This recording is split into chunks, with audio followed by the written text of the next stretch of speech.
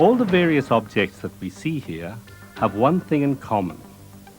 They have all been made by a forming process in which the starting material is metal powder. This process involves compressing the powder to produce a compact, generally in a die, and then heating the compact in a furnace. During this heating process, which is known as sintering, the individual particles weld together to form a solid body. In many cases, no melting of the powder particles is involved. We call this solid-state sintering. However, in certain cases, a constituent element becomes molten at the sintering temperature, and we call this liquid phase sintering. Metal powders have been used extensively to make useful articles in this way for about 70 years. Nowadays, sintered components, as they are called, are found everywhere, in machinery in the form of gears, belt pulley wheels, and structural components in a whole range of shapes and sizes. Other sintered components are maintenance-free, such as oil-retaining bearings and filter elements. Incidentally, the hard metal tip on a cutting tool is also produced by the same process.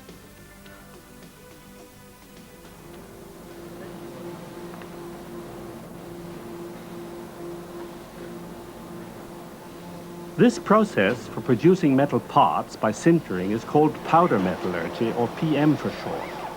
In the PM process, the metal powder is either cold or hot compacted and subsequently heated to a temperature approaching melting point in a protective atmosphere or in vacuum.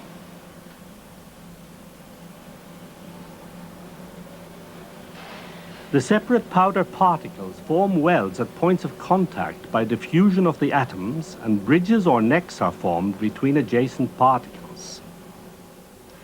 It is important not to use too high a temperature, otherwise the component may lose its shape, like this.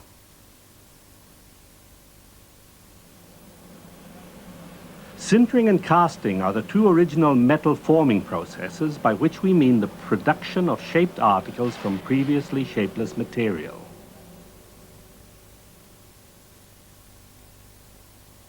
The PM process is shown schematically in these diagrams. The basic steps are pressing and sintering.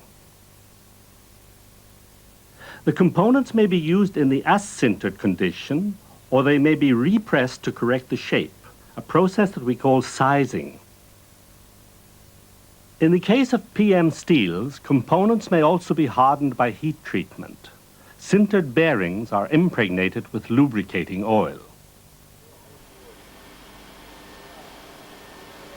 How do we get the large amounts of powder of the various metals? There are several different processes, both physical and chemical.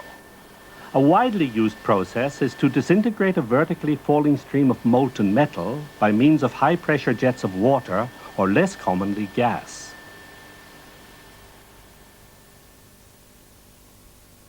Here are some of the powders produced in this way, and this is what they look like under the microscope.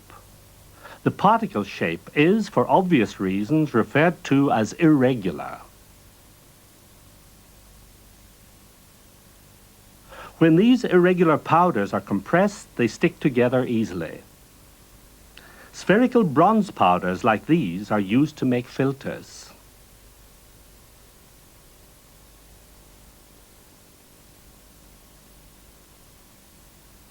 The powders may be of a single material or a mixture of two or more metals to produce alloys or composite materials.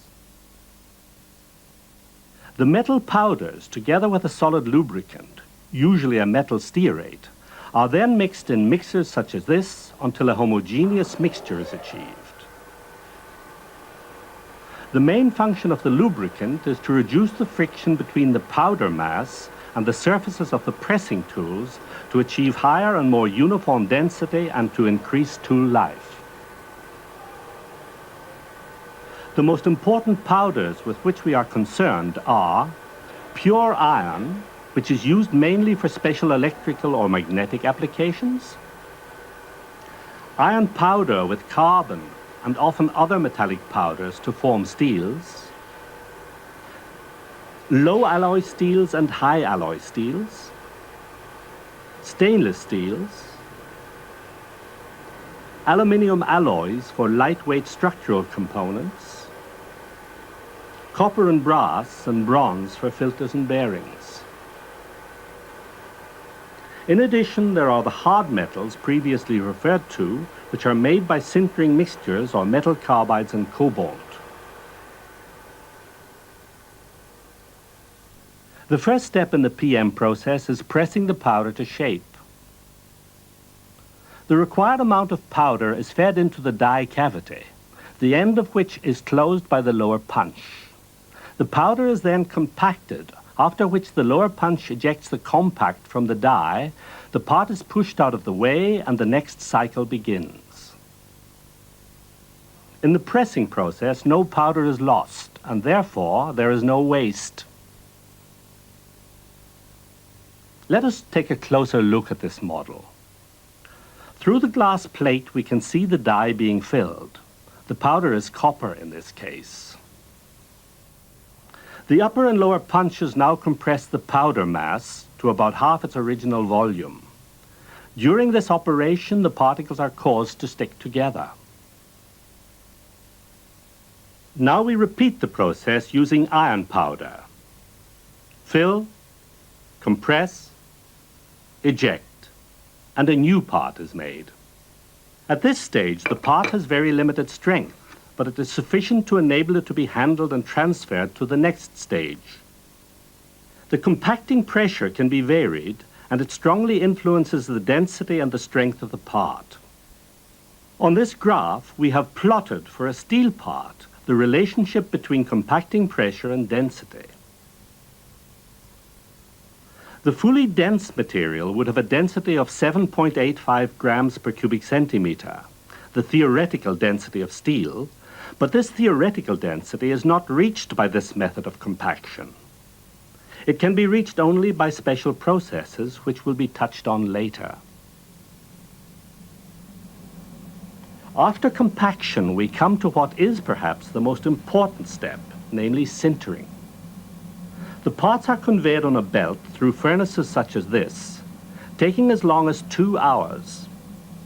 For steel parts, the sintering temperature is in excess of 1100 degrees Celsius. The temperature must not reach the melting point of the metal, which for steel is about 1500 degrees. Here we see the now sintered parts leaving the conveyor belt furnace. In many cases, the parts in the as-sintered condition have the strength necessary for the intended application, as in the case of this sealing ring. We have now seen the basic steps of the PM process, the preparation of the powder mix, its compaction and sintering.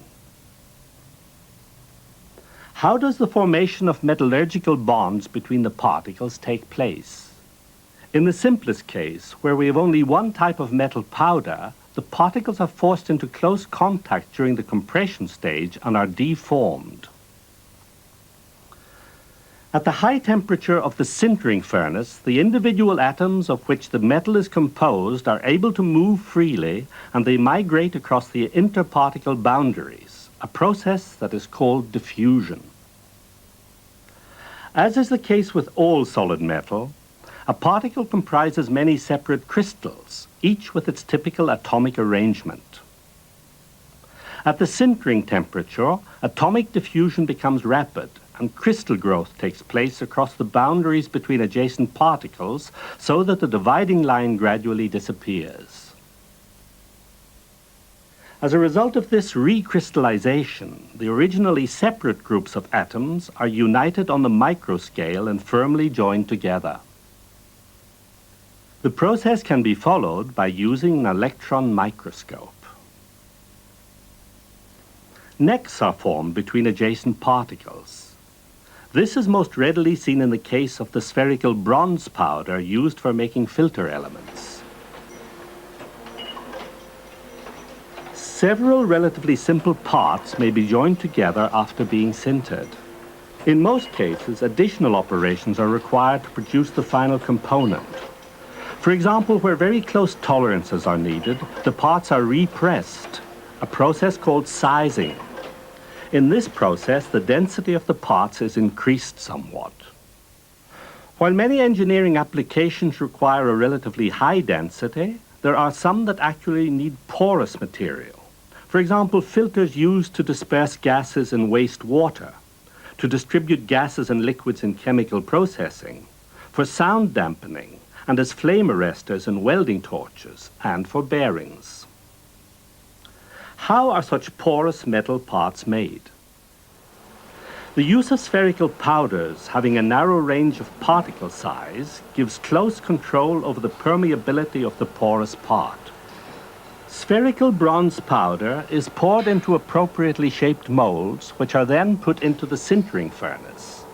The spheres weld together to form a rigid, porous body. Here you see them being knocked out of the molds. Larger so-called filter candles and other tubular-shaped porous parts are formed by cold isostatic pressing spherical powders in a rubber mold against a mandrel at pressures of 45 to 60 kilonewtons per square centimeter. These are subsequently sintered in vacuum furnaces. In other applications, the degree of porosity, as well as the composition of the metal, determines the properties of the sintered material and therefore the application for which it is suitable. Sintered parts are graded in national and international standards according to the level of porosity. Filter elements fall into the category with porosities exceeding 27%. Here we see a filter used in the chemical industry, and the filter element can be seen inside.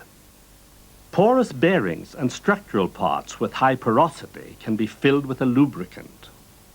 This is how the so-called self-lubricating or oil-retaining bearings are made.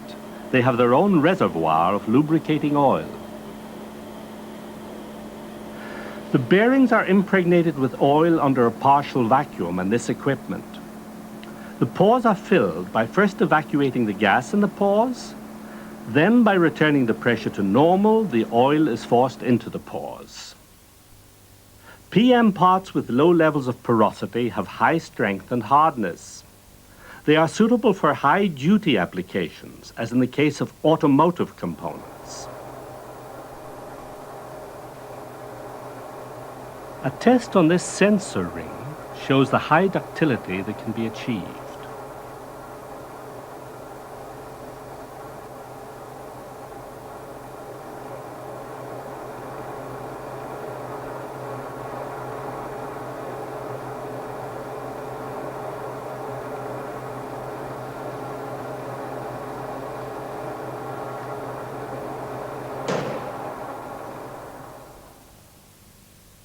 The car industry is the major user of sintered parts, taking about 70% of the total production.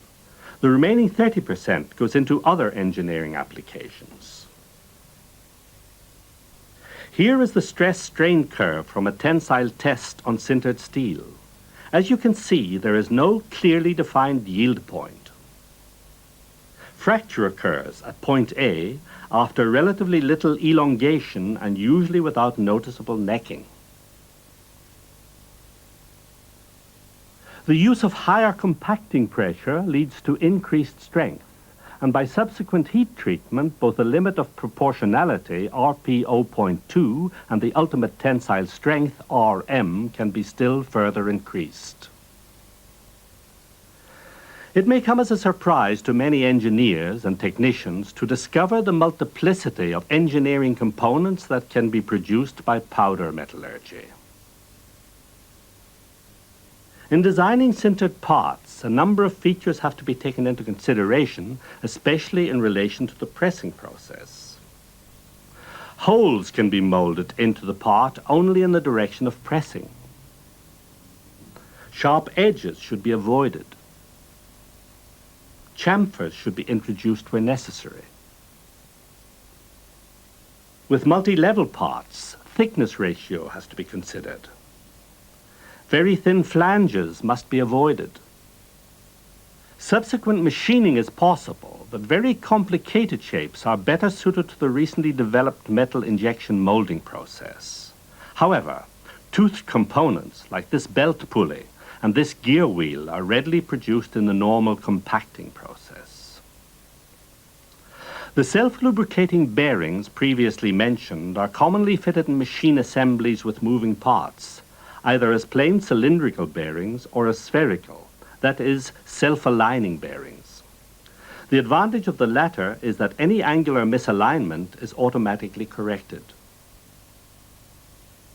Of immediate interest to production engineers is the fact that because there is practically no scrap produced in the PM process, it is an extremely cost-effective process for mass production. Take this oil pump gear. The cost of making it from powder is only approximately 52% of that of making it from solid metal, a saving of about 48%.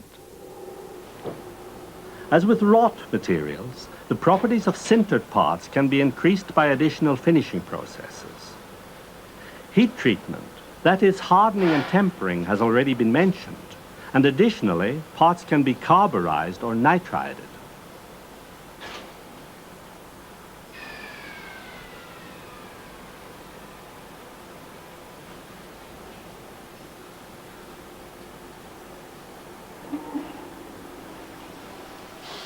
Machining operations can be carried out to increase still further the range of applications. Additionally, surface treatments such as plating and galvanizing can be carried out. Sintered parts can be joined. Here we see two identical parts being joined by electrical resistance welding. As we have seen, higher densities increase the tensile strength of PM materials. In order to achieve full density in high alloy steels during sintering in a vacuum furnace, a simple but important trick is used. The alloy composition in this case contains a lower melting constituent metal, which melts during the sintering process. This metal supports the connection between the other constituent metals by wetting and alloying, and causes an increase in shrinkage and hence density. This process is called liquid phase sintering. 2 PM tool steel billets processed by liquid phase sintering are seen here being removed from the vacuum sintering furnace. The tool steels will be used for the production of high-quality tools. Another way of achieving high density is by infiltration. A porous metal, referred to as a skeleton, is sintered in contact with a metal of lower melting point, which melts and flows into the pores by capillary attraction. The filling of pores in this sugar lump illustrates the infiltration process. These pictures also illustrate the infiltration process, which can considerably increase the strength of the material.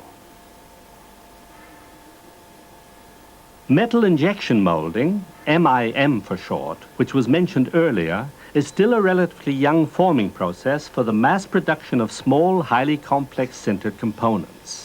MIM makes use of the advantages of classical powder metallurgy by mixing and compacting a variety of metal powders and combines these advantages with a great range of shaping possibilities associated with injection molding of polymers. In MIM, very fine metal powders are mixed with a plasticizer, then granulated into feedstock suitable for molding, using conventional plastic injection molding machines.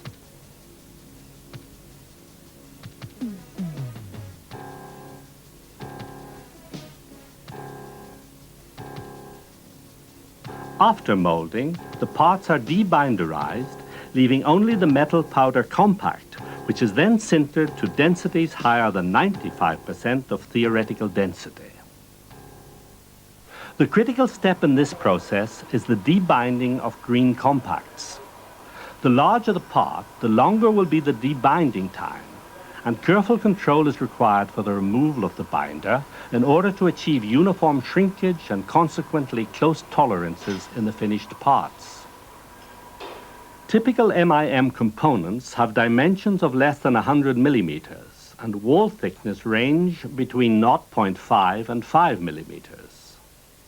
Applications include parts of textile machines, computer peripherals, ordnance, orthodontics, spectacle frames, watches and office machine parts.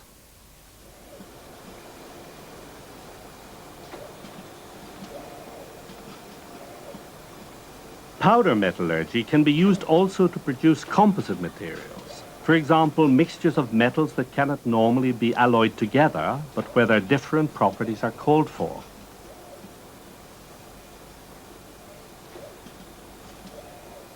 This type of composite material is one of the specialities of powder metallurgy. We could say they are materials made to measure. Hard metals, which have already been mentioned, fall into this category. In addition to their widespread use as lathe tools, they find applications as wear parts and for grinding.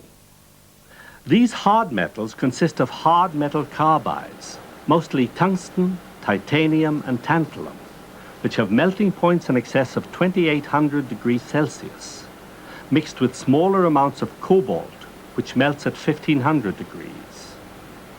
The mixture is pressed to the required shape and sintered in a vacuum furnace. If we use a hot stage microscope, we can see that when the temperature goes above 1500 degrees, the melting point of cobalt, the cobalt melts and rapid sintering takes place.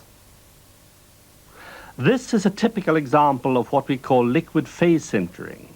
These sintered hard metals are used in grinding machines, as worm gears for extrusion, as punching tools, drawing dies, and for high-duty lathe cutting tools with a greatly improved performance affords large savings in machining costs.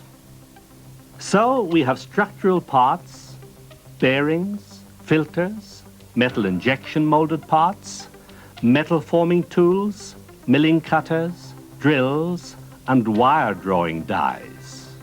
A great variety of construction and manufacturing problems are solved by powder metallurgy. Further information can be obtained from PM parts manufacturers, from your National Trade Association, or from the EPMA, the European Powder Metallurgy Association.